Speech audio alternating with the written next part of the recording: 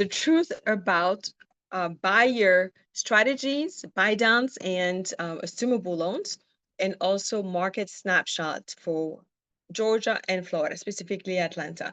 So, welcome to Coffee with Kristel. Yes, my coffee is almost halfway. Homemade cappuccino.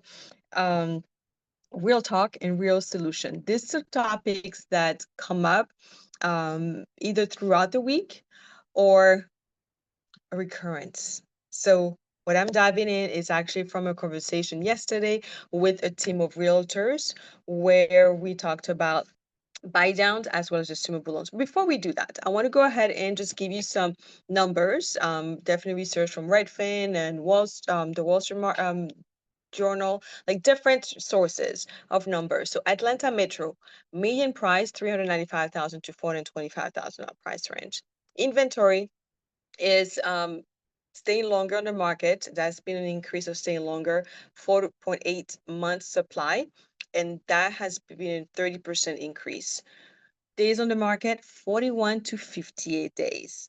And for a buyer, that is really an amazing opportunity to ask the seller because now they're realizing the house is staying on the market longer. So they can ask for lower price or sell a concession to help with financing their or paying down their closing cost.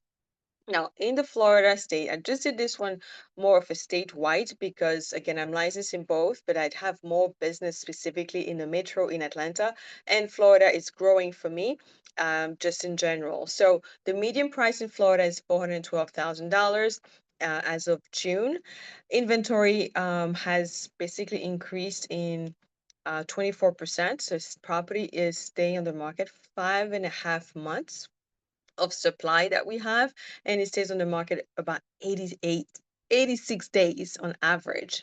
So Florida overall is cooling, so the price points is has decreased about 1 to 3%. So more listing and longer days on the market. That really means on either state, buyers do not have as much competition, which means you cannot negotiate more. And this is your time to actually buy if you are in the market to purchase before everybody's just go ahead and start buying like we saw in the past. So who's buying in the hot areas? So first-time buyers in Atlanta, they are found more in the south and southeast suburbs. The move-up buyers are more in the north, Fulton, and East Cobb. And relocators are Midtown, Buckhead, and Alpharetta. And investors, I would say throughout, but my research also shows Gwinnett and DeKalb County. So if you're a realtor with this information, you can now have your focus if you want to service first-time buyers, if you want to work more with mover buyers, which areas are more dominant in those pockets of buyers. In Florida, the sunshine buyers, Central Florida, so Orlando, the suburb markets are Tampa and the Southwest Coast. Luxury investors are going to be in the Palm Beach area. Um, for those who want a bargain price, that's going to be Sarasota, bargain compared to other areas, right? So Sarasota, Bradenton markets, they have an increased supply but lower prices and more negotiating power, as I've mentioned already. That means that you can have more seller concessions. You can use that to lower your interest rate. There's so many creative ways that you can use the funds from the seller. But the caution for Florida is the condos. Condos are usually cheaper, but it's harder to sell when insurance has been an issue in Florida, either the qualification or the HOA having the proper insurance or the coverage required for lenders. So if you're looking to finance a property and you buy a condo, that is very much of a challenge. Usually in general, actually, it's almost 20 to 25% you have to put down, even as owner occupied to reduce the verifications that we do. Now, us as a lender, doing our due diligence and not requiring as much when you're putting 20 to 25%, that doesn't remove from you doing your homework and seeing how the HOA is actually managing the property and the budget. If they have no reserve, hello, where's the money going to come from if there are issues? Used to be probably when people were buying from up north and they had the funds, like, oh, we just take care of it. But now you have a mixture of those occupants. Now I went on a tangent on condos because I used to live in one on the beach in Fort Lauderdale, so I know the demographics of the people who stay or buy those some of those condos. But now there's a mixture where there are homeowners who don't necessarily have that extra money laying around to go ahead and take care of hurricane shutters and assessment. So that's why condos have had a more challenging time for them to sell. All right, so now the opportunity zones in Florida. So you have growth hotspots like Orlando, Tampa, Ghost Cities. It's actually a repeat of what I just said. Buyer's Advantage, Sarasota, and Bradenton, and it's true. I have a realtor. You might want to check him out. Willie, his company is Fidata, and they sell a lot of business there, help a lot of clients, and they also have some new constructions. Um, so it's Fidata Realty. You want to look them up. And let's see the challenges that our agents are facing, that'll be Florida and Georgia, overpriced listing. So even though the market is cooling down, sellers are still like, hey, I want the max top dollar for my property. And the agent will be like, well, that's nice of you to say that, but the comps are not really showing us that we can actually ask for this price. And your house is probably going to stay on the market longer. So what happens? the Maybe the agent is not able to convince the clients. It's like, I still want my price. So they go ahead and list the property for the price that the seller wants. It doesn't sell after maybe 2 months. The listing agreement probably expires. Somebody else approached them and said, oh, I can sell it for you. And then after maybe another week or 2 weeks, it hasn't sold. The seller's like, well, I guess I might have to reduce the price. So even though this was given information from the original agent, sometimes, and I'm sharing that story because I've heard agents actually tell me that that's what they've experienced, and they sell below the actual listing price. In Atlanta, I actually got the stats that it was $45,000 price reduction on average that they would have seen in the metro area of Atlanta of price being listed, and then at the time of selling they've reduced the price 45. Again, now we're generalizing, there are pockets where it's not really doing that, but overpriced listing is painful for realtor because now they're tied to this property that's not necessarily selling, or is taking longer to sell, and then negotiating, or they're under contract and then with appraisal comes in, all parties have already done some expenses, inspection and appraisal, and now we have to renegotiate. So it goes both ways, where also that is helpful, where if it doesn't appraise as a buyer, you can say, let's go ahead and have a price reduction. And that helps you with your monthly payment. You don't have to actually buy the house with a higher cost. It used to happen a lot in previous time where people will pay over the actual value of the home. But this is not really our market. And maybe that's why some of the sellers are actually doing that, where they are wanting to still list, thinking that their home is so valuable emotionally for someone, and then they will pay the difference. Maybe that can happen. Okay, so now other pain points. The rising inventory means that more listing to compete with. Okay, and it gets less attractive when a house is on the market for so long. It's like, what's wrong with it? Right? Okay. Um, Okay, and then like I've mentioned before, insurance in Florida for condos, that is really a challenge for the sellers, but definitely an opportunity for a prospect investor or someone who is able to buy cash or has a large down payment to buy those condos. Okay, all right. Market updates as far as the region. Now let's talk about market update on rates. So I'm not going to actually go into rates. There's so much compliance that we have to do when we're mentioning interest rates. So we're not going to go there. But we've had some ups and downs. We've had some good improvements as far as our interest rate. Remember, though, whenever the feds lower their rate, that does not automatically mean that the mortgage rates has been decreased. Okay, there are other factors, and we've had some improvements for the mortgage rates. Um, so there's still always creative ways to present rates, mortgage payments, and one of them is buy down. So a lot of times people will call me and say, Christelle, this builder is advertising this low interest rate. What is this program? I'm like, it's not a program. It's really the way they're structuring where they are doing a 2-1 buy down. When I say it's not a program, it is still an FHA, it's still a conventional loan. It's just that they're advertising lower rates, like let's say a temporary for the first 2 years of the interest rate. So starting with the rate of 6.75, the first year would be 4.75, 5.75, and then 6.75.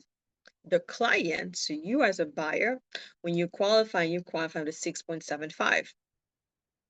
But as a seller, what they have to do, or the builder, the savings that we have, you should get my pen for it, the payments that you're saving the first 12 months and the second, basically the 24 months, they are paying for it upfront.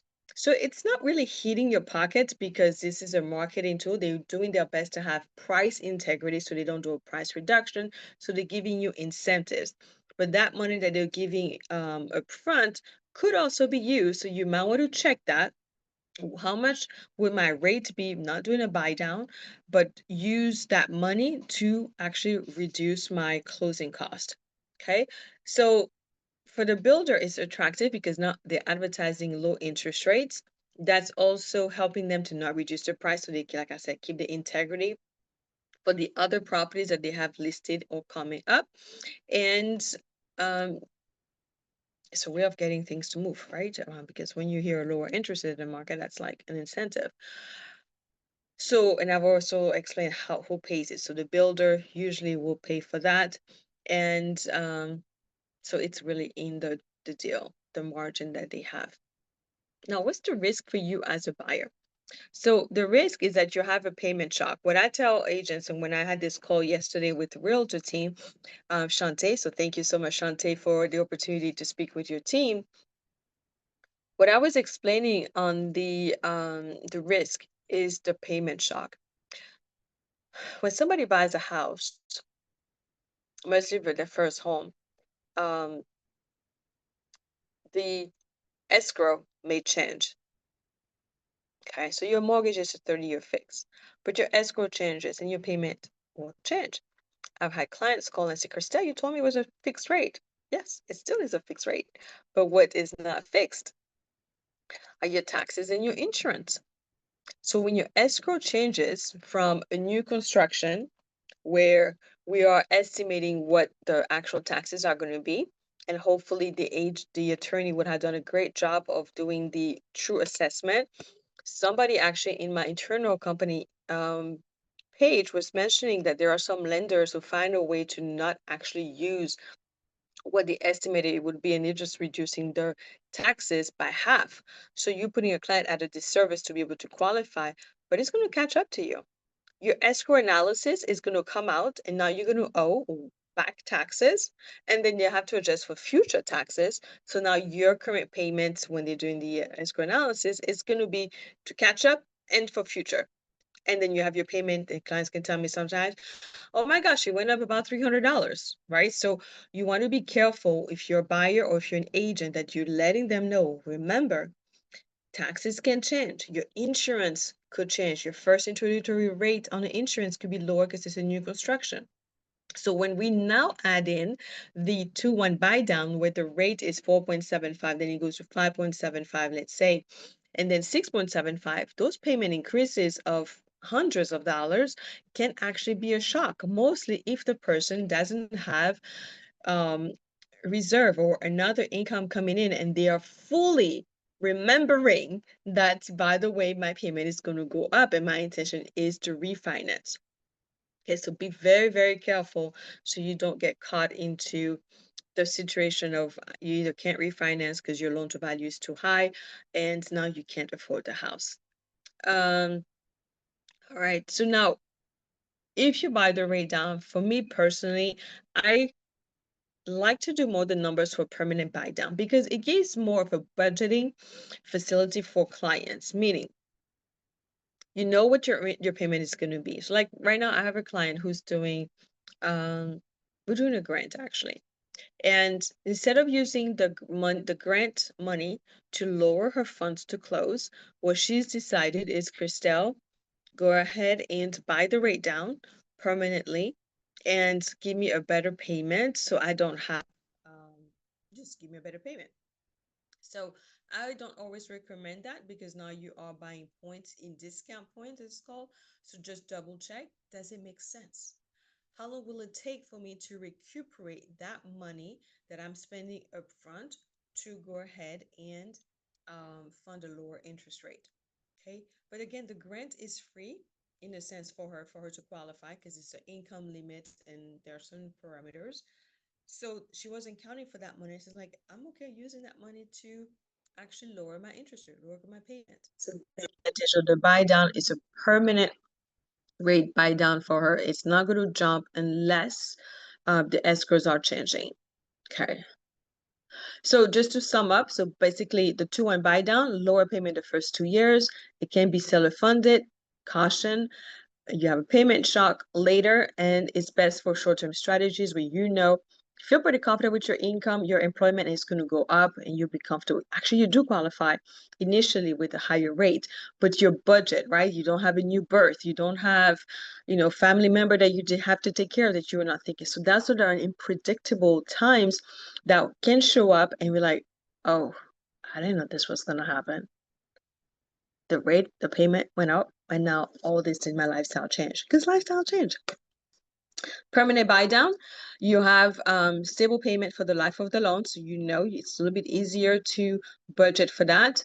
And caution to be careful and really calculate, like not to be too excited about the interest rate without looking at the cost. Even no matter who pays for it, is it better to allocate that money for your bottom line versus to go ahead and put all that money to buy the rate down, and then 2 years later you refinance, and that money you paid to buy the rate down, it's gone. Poof, did not get used. All right. So it may take some years to break even. All right. So that's our talk on buy downs. Go ahead and of course put your questions in and I'll answer most likely after the live or a little bit after because I'm on the roll right now. But anyways, assumable loans. So I don't do assumable loans because I'm not a servicer. I'm your lender upfront. And servicing is going to be the one to really see if a client qualifies. But I still want to go ahead and share about their assumable loans because realtors, mostly that was my conversation with Shantae's team yesterday. So, by the way, it's coffee. Mine's getting cold. How's yours? Cold. Okay. So, real talk, real solution. Put an ice cube and make it an iced coffee. Okay. Assumable loans. So, the buyer is basically going to be taking over the loan that the seller has, the existing loan. So, the balance of that loan. With the rate. And yes, there are some people who have amazing rates below 4%.